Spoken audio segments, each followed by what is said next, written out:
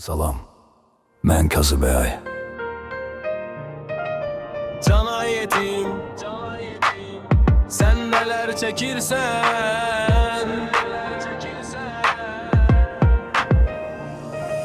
Sabahın xeyir üstünde dava, akşamın xeyir üstünde dava. 5 dakika işten gecikme dava, şalvar alırsam dava, köyüne yalırsan dava, dişini sürtürsen dava. Niye kimi öpeceksen, kimi öpeceksen. Cana yetim, insanın hayatını cehenneme döndürür.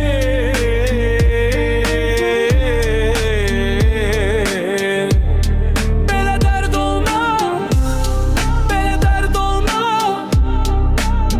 İnsanın hayatını cehenneme döndürür.